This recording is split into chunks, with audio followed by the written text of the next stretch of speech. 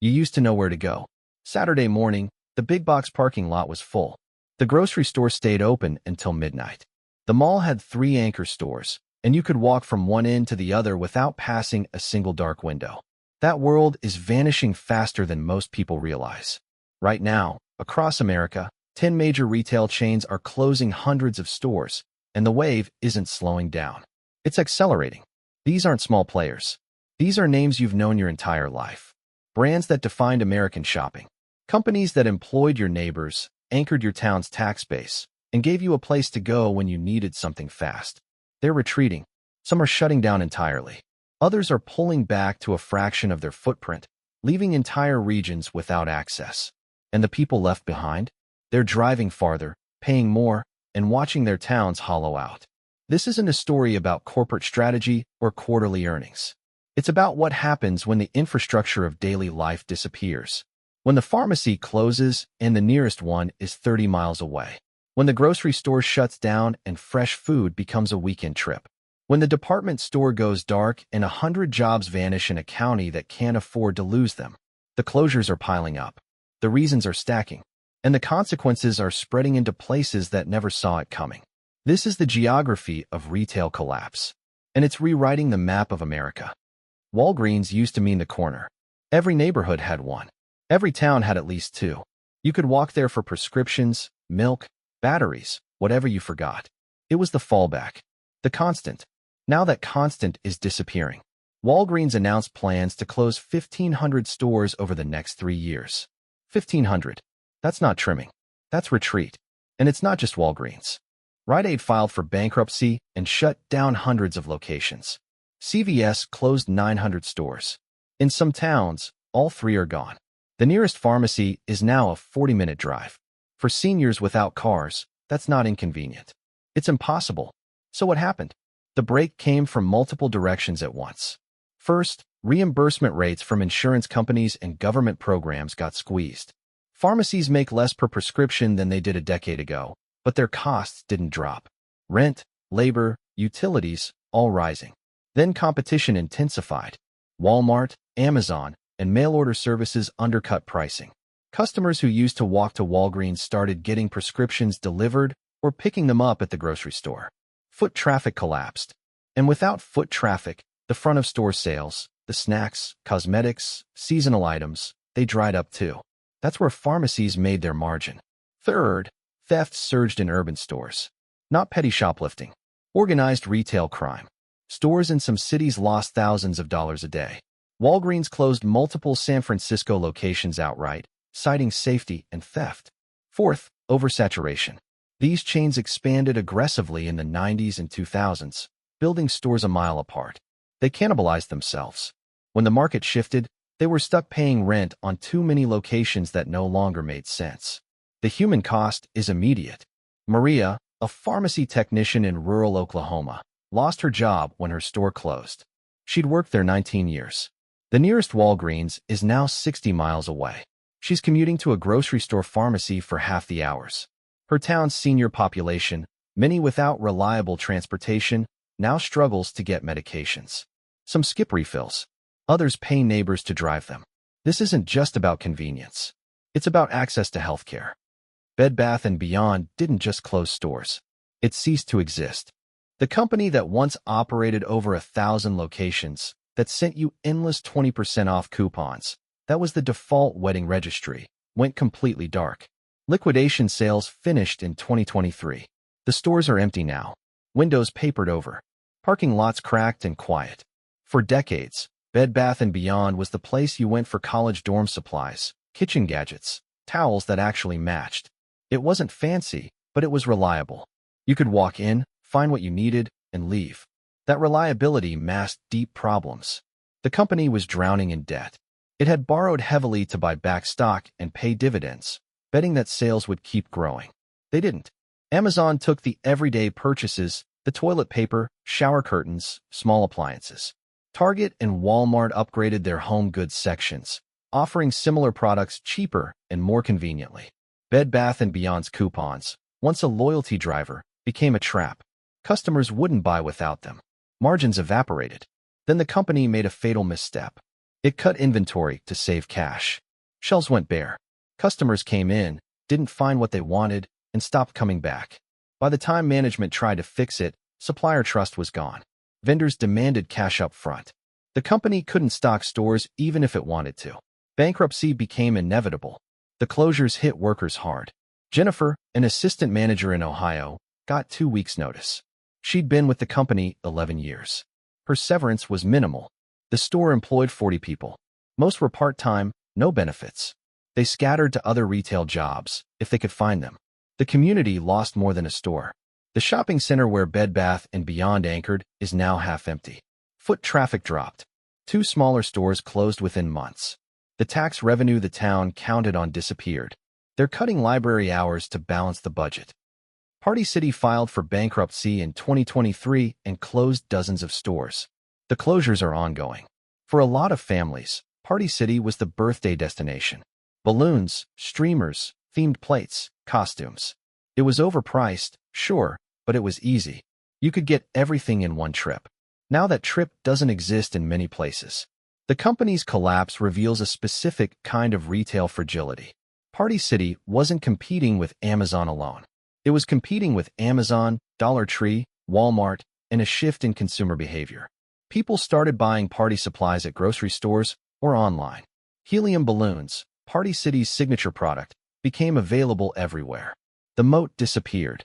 But there were deeper issues. Party City was a leveraged buyout casualty. Private equity firms had loaded it with debt. The company paid more in interest than it made in profit most years. It couldn't invest in e-commerce or store upgrades. It fell behind. Then helium costs spiked. A global helium shortage drove prices up significantly. Party City's margins, already thin, couldn't absorb it. Add in rising wages, rent increases, and falling store traffic, and the model broke. Seasonal dependence made it worse.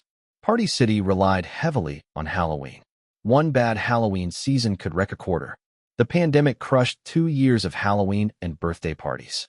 Sales never fully recovered. The closures are concentrated in malls and second-tier shopping centers. These locations already faced declining traffic. When Party City left, it often triggered a cascade. Other tenants lost the foot traffic bump from Party City events. Some renegotiated leases down. Others left. For workers, these were often second jobs. Parents working weekends for extra income. Retirees supplementing Social Security. Those shifts are gone. And for communities, especially smaller towns, it's another service lost. Another reason to drive farther. Another storefront dark. Big Lots is shuttering hundreds of stores and teetering on the edge. The discount retailer, known for closeout deals and furniture bargains, announced plans to close over 300 locations. Some reports suggest more closures are coming. The chain serves a specific customer, budget-conscious families looking for deals on furniture, home goods, groceries, seasonal items. These are often people without the cash flow for Target or the Prime membership for Amazon. They need cheap, and they need it now. Big Lots gave them that option. But the model is breaking. First, the closeout business got harder. Big Lots relied on buying overstock and liquidation inventory cheap, then reselling it. But supply chains got leaner. Companies manage inventory better now. There's less overstock to buy, and when there is, competition for it intensified. Big Lots couldn't source product as cheaply. Second, inflation hit their customer base hard. The families shopping at Big Lots are the most price-sensitive. When rent, gas, and groceries spiked, discretionary spending on furniture and home decor collapsed. Big Lots traffic dropped. Third, dollar stores expanded aggressively into the same spaces. Dollar General and Dollar Tree built thousands of stores in small towns and lower-income neighborhoods. They undercut Big Lots on price and convenience. You could get basics at the dollar store without driving to the Big Lots on the edge of town. Fourth, the company's furniture business, a margin driver, slowed. People pulled back on big-ticket purchases. The used furniture market, Craigslist, Facebook Marketplace, exploded. Why buy a new couch at Big Lots when you can get a used one for half the price? The closures hit rural and semi-rural areas hardest. Big Lots often operated in towns that couldn't support a Target or Kohl's. When Big Lots closed, those towns lost their only non-Walmart option for home goods. Tom, a store manager in Pennsylvania, saw his location close after 15 years. He managed a team of 12. Most were local, living paycheck to paycheck. They got 30 days notice. 2 found other jobs. The rest are still looking. The building sits empty now, windows soaked over. The town lost $22,000 a year in tax revenue. They're delaying road repairs to cover it. Rite Aid's bankruptcy was the largest pharmacy collapse in recent history. The company closed more than 500 stores, sold off hundreds more, and is still shrinking. Rite Aid once had 2,400 locations. It's now a fraction of that, and the closures are gutting communities that were already underserved. Rite Aid operated in places Walgreens and CVS often avoided. Smaller cities, rural towns, lower-income urban neighborhoods. These stores weren't always profitable, but they provided a critical service. When Rite Aid closed, many of these places lost their only nearby pharmacy. The reasons for collapse mirror Walgreens, but with added weight. Rite Aid was over-leveraged from a series of acquisitions that never paid off. It bought Brooks Pharmacy and Eckerd, taking on billions in debt. It tried to merge with Walgreens. The deal fell apart. It tried to merge with Albertsons. That fell apart too. Each failure left the company weaker, more indebted, less able to compete. Then came the opioid litigation. Rite Aid was sued by the Department of Justice in multiple states for its role in the opioid crisis. It settled for over $700 million. The company was already bleeding cash. The settlement pushed it over the edge. Bankruptcy became the only option. The store closures are strategic but brutal. Rite Aid is exiting entire regions. If you live in certain parts of Michigan, Ohio, or Pennsylvania, the nearest Rite Aid might now be 2 counties over. And because these areas are often rural or economically distressed, there's no CVS or Walgreens waiting to fill the gap. The impact on healthcare access is measurable.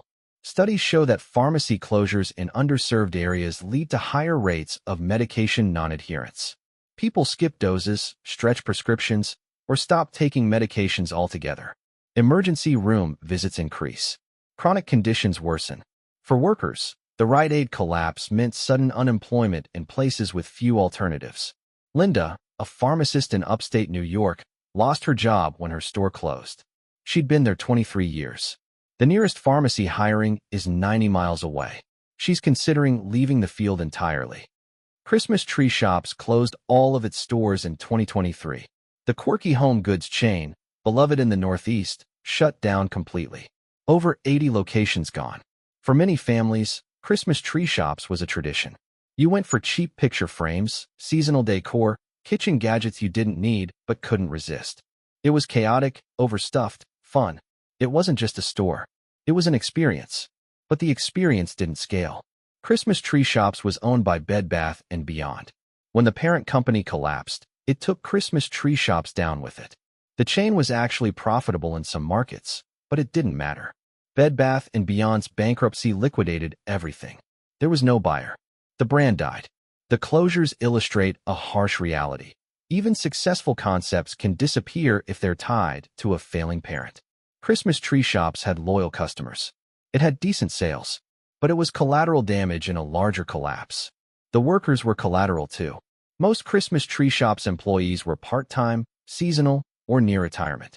They weren't getting recruited by Amazon warehouses or tech companies. They were people who needed flexible hours, who liked the work, who'd been there for years. Those jobs are gone. The buildings are being repurposed slowly. Some became grocery stores. Others remain empty. In Massachusetts, where the chain started, the closures felt like a cultural loss. These stores were part of the landscape. Families shopped there for decades. Kids grew up knowing the treasure hunt layout. That familiarity is gone, and it's not coming back. The broader message is clear. Even beloved brands with loyal customers can vanish overnight when the financial structure beneath them fails. Retail isn't just about sales. It's about debt, ownership, leverage, and timing. Christmas Tree Shops had customers. It didn't have a survival path. Macy's is closing over 100 stores as part of a multi-year plan to downsize. The company announced it will focus on fewer, more profitable locations and invest in its remaining flagships. The rest are being phased out. Macy's isn't going out of business, but it's shrinking fast. And the stores closing are often the last department store in their communities. Macy's used to define American retail. It was the anchor of nearly every mall. It was where you bought suits for job interviews, dresses for proms, gifts for weddings. It was a destination. That's no longer true. The company's struggles are structural. Department stores as a category are dying. They're too big, too expensive, and too slow. Consumers moved online for convenience and to off-price retailers like TJ Maxx for deals. Macy's got caught in the middle, offering neither the speed of Amazon nor the bargain thrill of discount chains. The company tried to adapt. It invested in e-commerce, launched same-day delivery, renovated flagship stores. But it couldn't fix the core problem: too much real estate generating too little revenue. Macy's was paying rent on massive spaces in dying malls. The economics didn't work. The closures are strategic. Macy's is keeping its best-performing stores in strong markets and cutting the rest. But the rest includes stores in mid-sized cities and suburbs that relied on Macy's as a retail anchor. When Macy's leaves, mall traffic collapses. Other stores follow. The mall itself often dies. For workers, the closures mean layoffs in places with limited retail options. Department stores used to offer career paths, sales associate to department manager to store leadership. Those paths are disappearing. And for communities, the loss is symbolic.